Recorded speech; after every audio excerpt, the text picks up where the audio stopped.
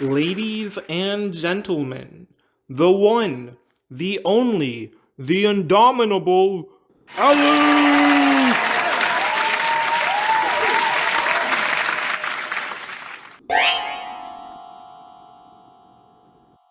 Hi, I've been sitting on this video for a while because, while I knew what I wanted to say, the drift towards entropy crept up on me in a very nefarious manner. I won't jump into personals too deeply, but as fall turned into winter here in Vermont, my mental health took a bit of a downwards turn.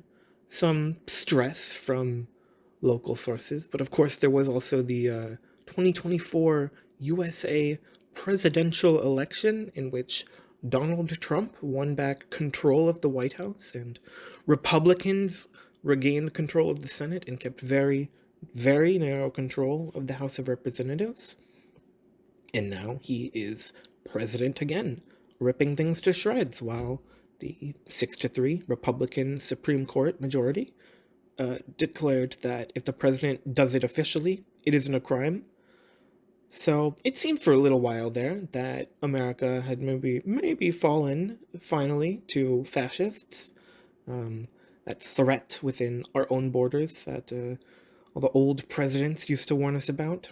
But then the last few weeks showed how many cracks were in their coalition. And I remembered who I am, what I'm fighting for. I remembered how important this fight is. This speed run to the presidency to get all these crooks and goons out of our government and country, to overhaul America, to fix our planet in peril.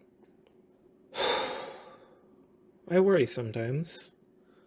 What if I fail? What if this never takes off? What if I actually make it all the way and just end up assassinated? And all of that would suck, but I still have to try. I know I do.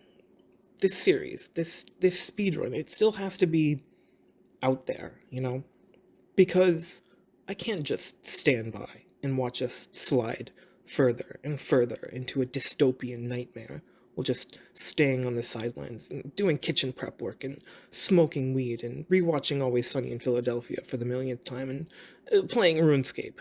I love all of these things so much, maybe definitely too much, but knowing that I could have helped change the world while watching it wither would kill me just as much as any fascist purge or Scale 11 climate event ever would. Speaking of RuneScape, let's make the assumption that I do succeed. Picture me at the inauguration, holding up my awesome orb as I declare a new Pax Americana. Now, backtrack. How did we get there? What are some key points in the next decade that will see us get to that reality by 2036? I've been thinking about this for a while, as it turns out. This fall, I hit 99 Hunter in old school RuneScape. 2.5 years, now 3, that I've been doing these birdhouse runs for XP, for money, for glory.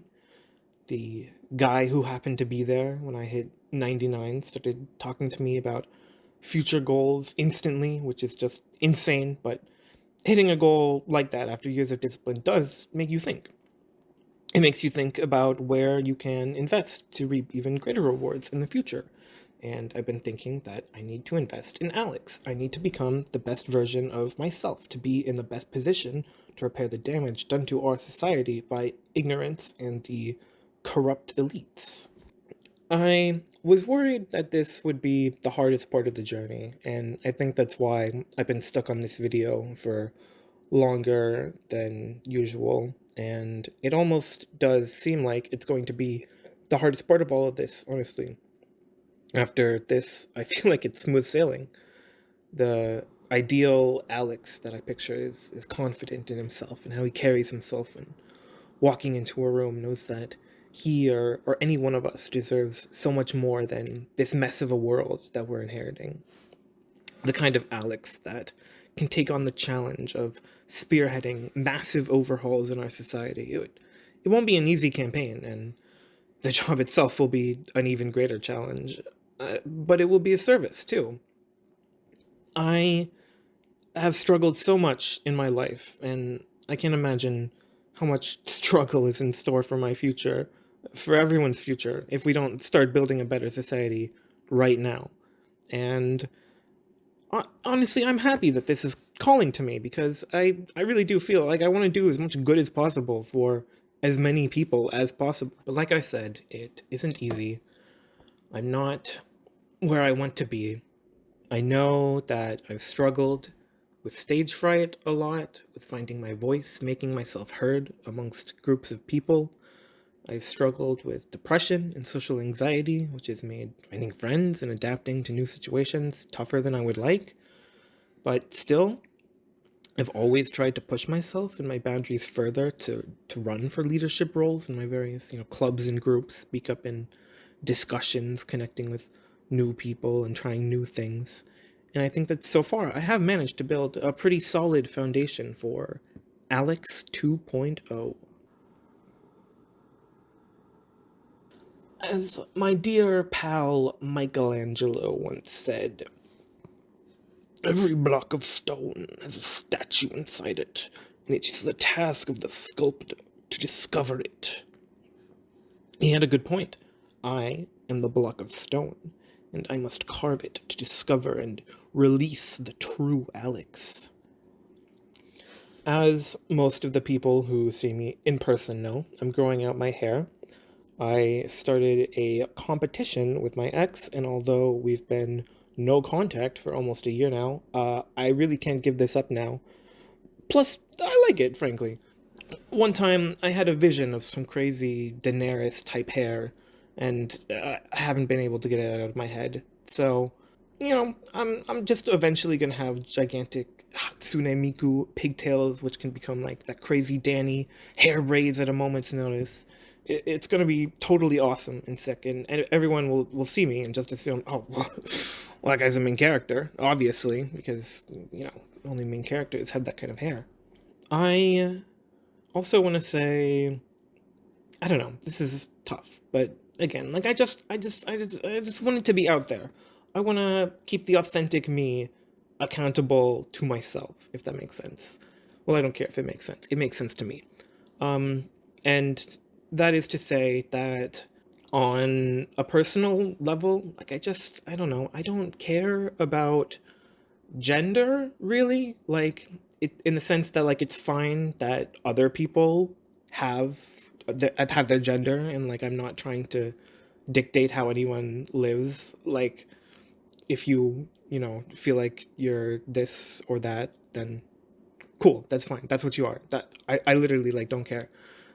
And like I just like want to do the same. Like I just want to, like, I don't know, dress and live and act how I want without worrying about where I fall into, proper societal norms for the gender that people assume I am, male, female, or anything else. Like, I don't care about that. I don't care about conforming because that really has never been who I am. I care about other people and the opinions of others, of course, but I'm the only person on this earth who gets to define Alex. Labels and pronouns and all that jazz just doesn't really gel with me. It doesn't matter. Just so long as at the end of the day, I'm still Alex.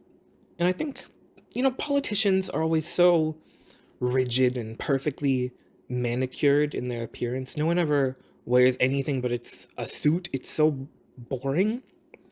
And I consider myself to be a maximalist. I live basically like a madman, as one might expect, because I find that it's the best way to express myself. You can see my room and instantly understand a lot about me because of the picture in your mind that seeing the stuff constructs of its occupant. And that's what I need to do with my personal image now. Embrace my maximalist madness to avoid falling into the trap of becoming just another politician, conforming with all the other uh, suit-wearing schmucks in office. So now, suit and tie, outrageous clothes, maybe something that like invokes Howl from his moving castle. The previously mentioned braids, maybe even some meaningful tattoos, jewelry from my many journeys scattered across my fingers and face. You would, be able to take one look at me, know exactly what I'm about, what I've been through, why I want to, why I need to help everyone so badly. That, because it's in my nature, just as I can't help but dress like a protagonist, I have to act like one too. And I think maybe I'll change this. I don't know, but I think I'm gonna never cut my hair again. Try for the longest hair in the world. No one will be able to match my braids, yes, but also it will demonstrate my dedication. It's crazy. It's insane, and to that end, it'll go a long way in showing that I mean what I say. I'm not just empty words. When I'm committed, I'm committed. I hope that with time, all of this gets easier to talk about. I'm trying to authentically represent myself here, be the meest me all the time, and I think I am getting better at that.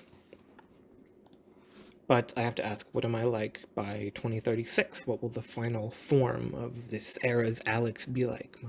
My platonic form. Alex by Alex for Alex. Let's say we have a machine that can create for you a perfect anything. You input soda and it gives you the tastiest, sweetest, bubbliest drink you've ever had. What happens when you type Alex on this machine? That's the Alex that I'm looking to build. And people are judgy. It's in our nature, to be fair. They're going to judge me no matter how I look or how I act. So I may as well just go all the way with it. There were lots of attacks on weirdness this last year, and I'm a weirdo, I'll admit it. But to be a successful weirdo, you have to own it. You have to lean into it. You can't just stuff it down and try to hide it beneath a veneer of big words and suits like those freaks running the show right now are trying to do. And maybe I will end up with a more specific definition of Alex at a later point, but for now, I'm just starting out as like this almost formless creature to be gradually molded down to that finely sculpted Alex by gradually wearing down those anxieties and the depression and seizing control over how I make myself known to the world. And the only way to get there is get more out there and chip away at it. So let's get going. Okay, now consider a device that we use to create the perfect Alex. What if we took that device and we asked it to give us the perfect government or society? What would that look like? How could we ever realistically achieve that state? Well, I don't know what the world is going to look like in 1,000, 110 years from now, or even at the end of this year. But I do know that we can only survive by all becoming and embracing who we need to be. This nation, this world, this society will only thrive by all of us being strong, independent where we can, but also by reinforcing the threads that bind us together as humanity. Life is so fragile, and we may have our disagreements with each other, but we need to work together. I don't know what the future is going to look like, but I know that we have to be holding hands to get there at all. We have to be kind to each other and to ourselves. So next time, let's get into more on building and connecting those threads. Bada bing, bada boom, baby.